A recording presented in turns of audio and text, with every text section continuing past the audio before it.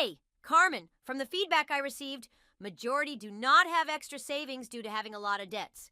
We need to address this. Sure do, Ronnie. Let's do it. Good day, everyone. Let me start this sharing with these questions. Are you managing your debt or your debt is managing you?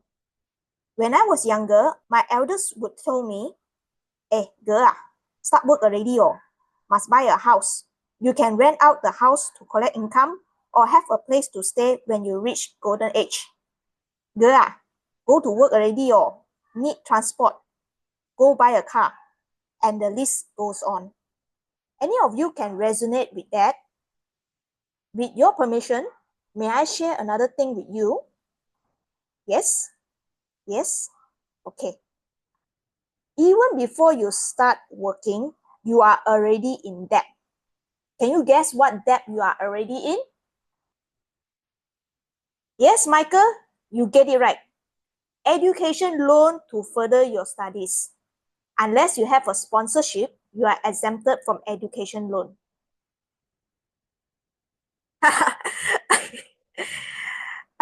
You crack me out, Janet. I'm also human. I have my share of debts too. And guys, having debt is not something shameful. It's something we have to deal with it. My fellow engineers, when you meet a problem, what do? Type in the chat. Good, good. You find a solution to it. Yes. Arthur says he doesn't know where to start. Okay, you are in the right place, Arthur. In this session, I would like to share two types of debt elimination strategy with you. Once you have understand both types of strategy, you'll be able to determine which debt elimination method suits you the best. After that, you are able to build a constructive way in managing your debt. What are the main sources of debts? Credit cards, yes. Anything else? House loans, car loans, personal loans, education loans. Great. Great. You guys have mentioned most of them. Let me share it here.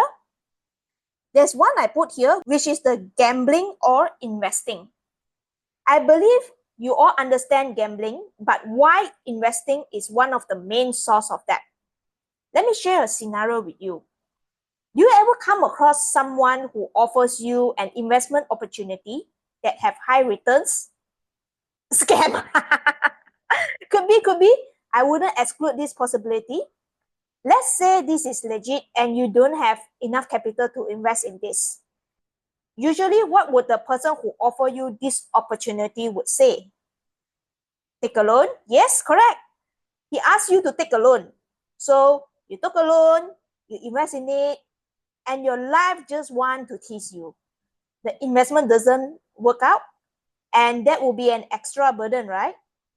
The moral of this story is only invest what you can afford to lose. Let's move on. Remember this cash flow board game? The goal is to have your passive income more than your expenses. You can either increase your passive income or reduce your expenses. Let's look into reducing expenses. We have the avalanche method and the snowball method. The avalanche method is to pay off debt with the highest interest rates first, while the snowball method is to pay off debt with the smallest amount first. Let's take Devon as an example with 77,000 of debts. He has education loan, car loan, credit card advance, and personal loan. Assume that Devon allocate $2,000 a month to pay his debt. If he used the avalanche method, the extra money is used to pay the credit card advance. If he used the snowball method, the extra money is used to pay the education loan. Using the avalanche method, on month 9, he has completely paid off his credit card advance, followed by personal loan on month 23. With both credit card and personal loan completely paid off, Devon has more money to pay off his car loan, and by month 39, all his loan has completely paid off. If Devon is using the snowball method, Education loan will be the first to complete payment by month 8, followed by the car loan on month 25, personal loan on month 37, and finally be debt-free on month 41. Comparing these two strategies, avalanche method will help you to have a debt-free life faster and save you more on interest paid compared to the snowball method. Everyone, with this information, how many of you would choose avalanche method? Okay, quite a number of you. And how many of you would choose the snowball method? Wait, none? Okay, Sasha asks which method is better. Well, Sasha, there is no right or wrong answer to this. What I can share is this. More people succeed to eliminate their debt using the snowball method compared to the avalanche method. Now I see some question marks in the chat. Okay, right. Why? Why does the snowball method have a higher success rate compared to the avalanche? A bit of psychology here, guys. Snowball pay off what debt first? Yes, the smallest amount first. Imagine you have a list of debt. Over time, your list of debt is getting shorter and shorter. Let me ask you guys, how do you feel? A sense of accomplishment? Good. A sense of relief? Great. Feel lesser burden? Nice. There is a progress, right? Yes. What you all have written here in the chat is correct. And thank you for sharing that with me. Wonderful, guys. You get the gist of this.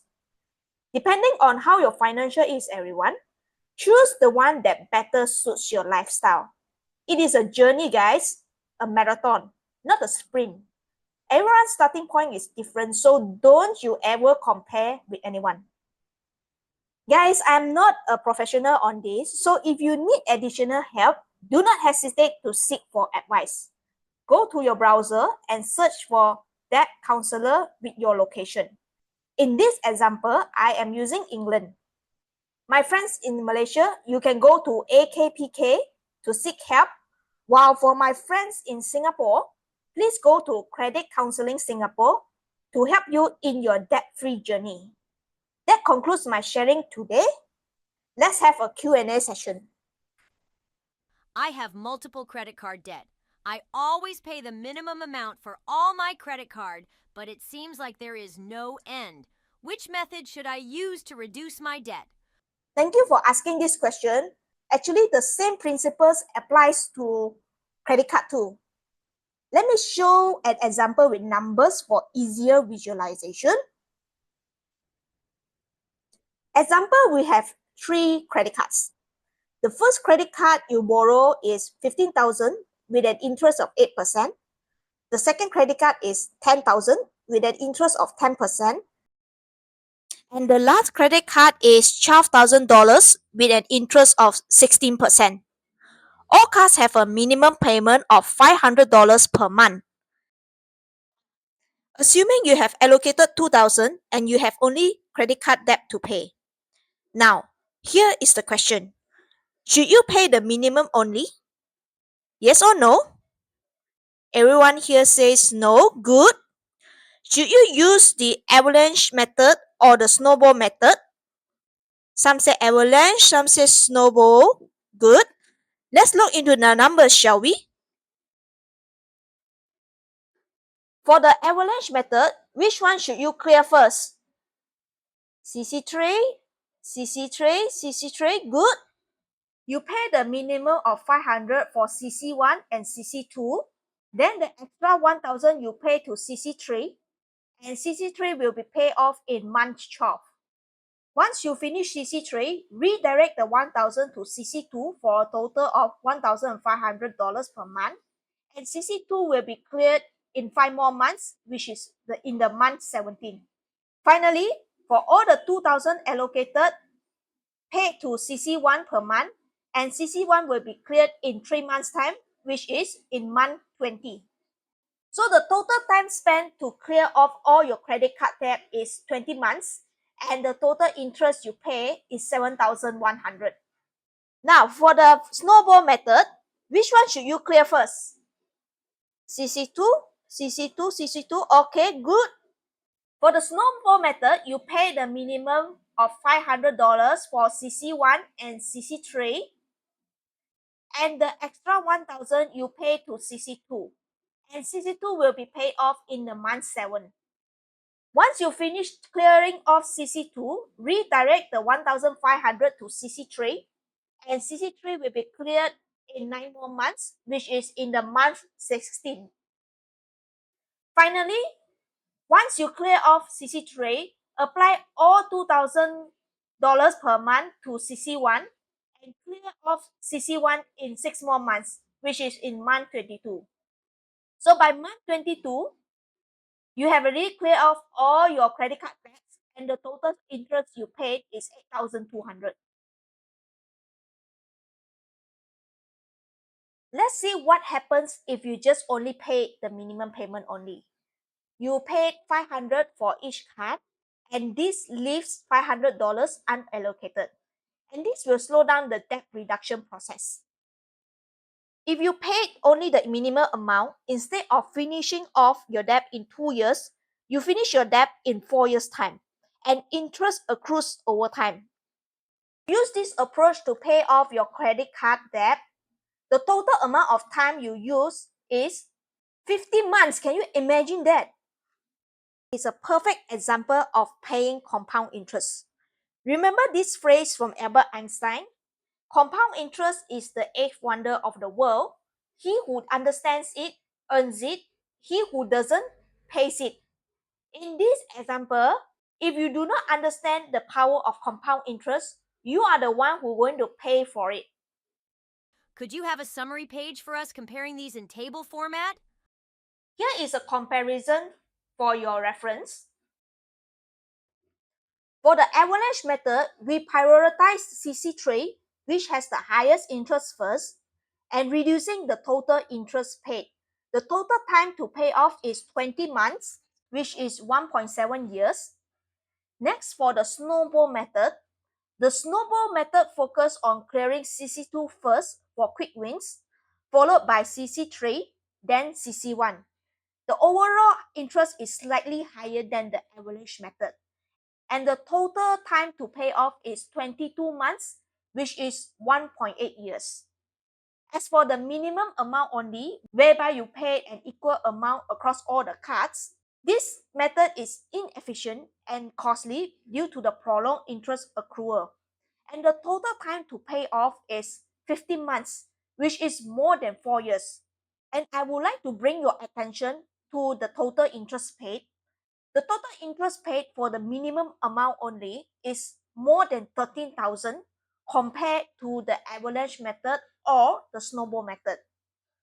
So it doesn't matter whether you use the avalanche method or the snowball method. Either one of them can save you time and the total interest paid overall. For the snowball method in the credit card example you go through with us just now, shouldn't we clear off CC1 first instead of CC2? Don't confuse avalanche method with snowball method. Snowball method clears the smallest amount of debt, not the smallest interest. For the snowball method in Devon's example, education and credit card advance has the same total amount. Why do we clear of education first? In the credit card example, the minimum amount payment is the same. Therefore, we look at the total amount. In Devon's example, the total amount is the same, but when we look into the minimum payment per month, the education loan is lower than the credit card loan. Therefore, we pay for the education loan first using the snowball method. I think that's all. Thank you, everyone. If you think this video is beneficial to you, click the like button and share it with your friends and family. I thank you in advance for sharing this video for someone who needs it. I'll see you again in the next video. Bye for now!